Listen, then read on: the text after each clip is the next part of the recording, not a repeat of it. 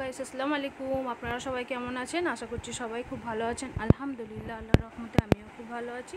তো চলে এলাম স্পেশাল আমড়ার টক। তো বিভিন্ন ধরনের আমড়ার টক আপনারা খেয়েছেন, তো আমি আজকে বানাবো বিলাতি আমড়া দিয়ে মিষ্টি টক, আচার বা চাটনি বলতে পারেন। তো খুবই ভালো লাগবে। যারা এখনও ট্রাই করেননি, ঝটপট রেসিপিটা প্রথম থেকে লাস্ট পর্যন্ত দেখার অনুরোধ রইল।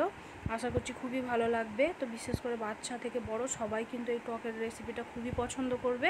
তো দেখুন, আমি এখানে বিলাতি আমরা বড় সাইজের দুটো ভাগে ভাগ করে নিয়েছি, যতটা পরিমাণের আমি বানাবো। তো আপনারা চাইলে এর থেকে একটু ছোটও করে নিতে পারেন।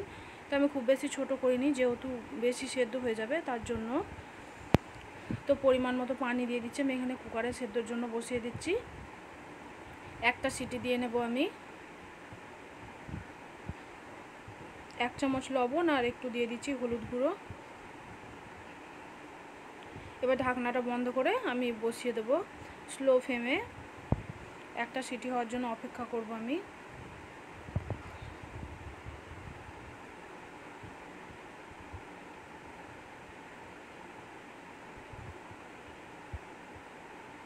তো আমি এইভাবে স্লোতে দিয়ে একটা সিটি দিয়ে নেব, একদমই স্লো ফ্লেমে।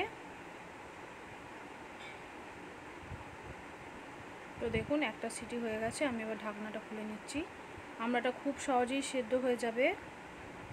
তো দেখুন, দেখেই বুঝতে পারছেন সেদ্ধ হয়ে গেছে।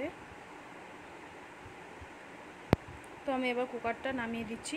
এখানে টকটা বানানোর জন্য এখানে একটা কড়া বসিয়ে দিচ্ছি আমি। ভালোভাবে গরম করে নিচ্ছি।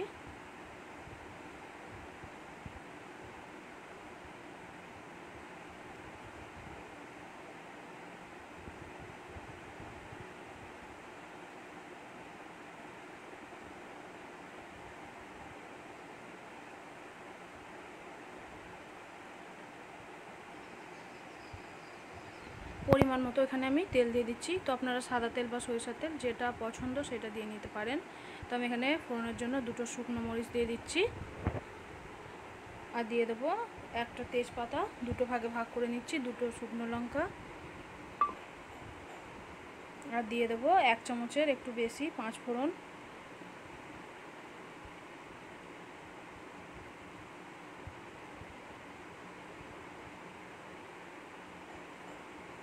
তারপর দিয়ে দিচ্ছি একটা মিডিয়াম সাইজের পেঁয়াজ, একদমই সরু সরু করে কুচি করে নিয়েছি আমি।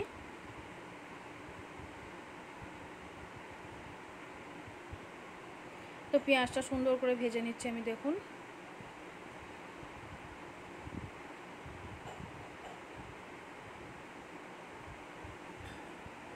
তো একেবারে লাল করে ভেজে নিতে হবে। তারপরে দিয়ে দিচ্ছি আমি এখানে হলুদ গুঁড়ো। আমি এই টকের জন্য বেশি খুব একটা মশলা ইউজ করব না, খুবই সিম্পলভাবে বানাবো। এখানে লবণ আর হলুদ দিয়ে দিচ্ছি।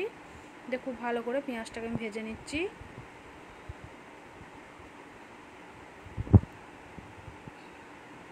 তো পেঁয়াজটা দেখুন সুন্দর করে ভাজা হয়ে গেছে।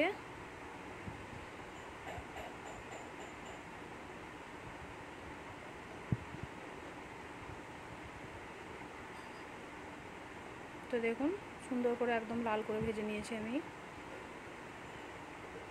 তো এবার আমি এখানে সেদ্ধ করে রাখা আমড়াটা এবং আমড়ার যে পানিটা ছিল, সেই পানিটা আমি একবারই দিয়ে দিয়েছিলাম কুকারের মধ্যে।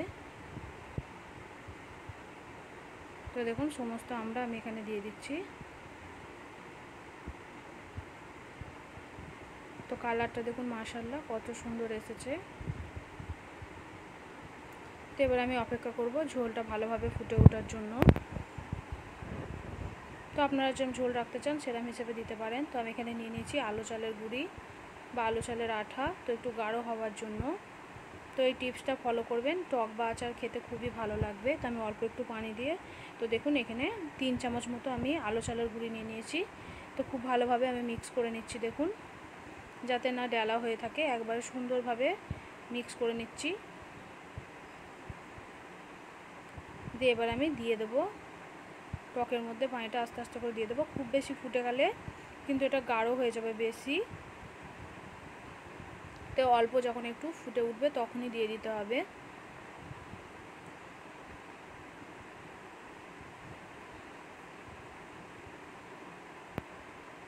ঝোলটা অনেক সুন্দর লাগে আর খেতেও খুবই মজা লাগে, একটু গাঢ় গাঢ় টাইপের হয়। তো তারপরে এখানে আমি দিয়ে দিচ্ছি আধ বাটির একটু কম চিনি।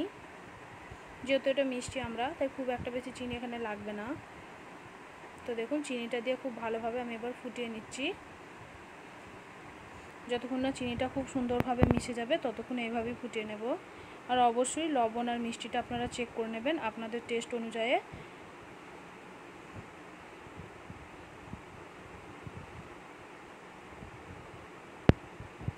তো দেখুন এবার আমি গ্যাসটা বন্ধ করে দিচ্ছি। এটা ঠান্ডা হয়ে যাওয়ার পর আরও কিছুটা গাঢ় হয়ে যাবে। তো কত সহজে বিলাতি আমড়ার টক রেসিপি আপনারা দেখে নিলেন। তো যদি ভালো লাগে অবশ্যই বাড়িতে একবার অবশ্যই ট্রাই করবেন। আর রেসিপিটা কেমন লেগেছে অবশ্যই লাইক কমেন্ট করে জানাবেন। আমার চ্যানেলে নতুন হয়ে থাকলে চ্যানেলটিকে অবশ্যই সাবস্ক্রাইব করে রাখবেন। এরকম সুন্দর সুন্দর রেসিপিগুলো পাওয়ার জন্য অল নোটিফিকেশানটাকে অন করে রাখতে হবে। আর আপনাদের কাছে আমার একটাই অনুরোধ, তো প্লিজ সবাই একটা করে লাইক দেবেন আর ফুল রেসিপিটা ওয়াচ করবেন, স্কিপ করে দেখবেন না, তাহলে কিন্তু অনেক কিছুই মিস হয়ে যাবে। আমার রেসিপিগুলো যদি ভালো লাগে লাইক কমেন্ট শেয়ার করতে একেবারেই ভুলবেন না। তো ততক্ষণের জন্য সুস্থ থাকবেন।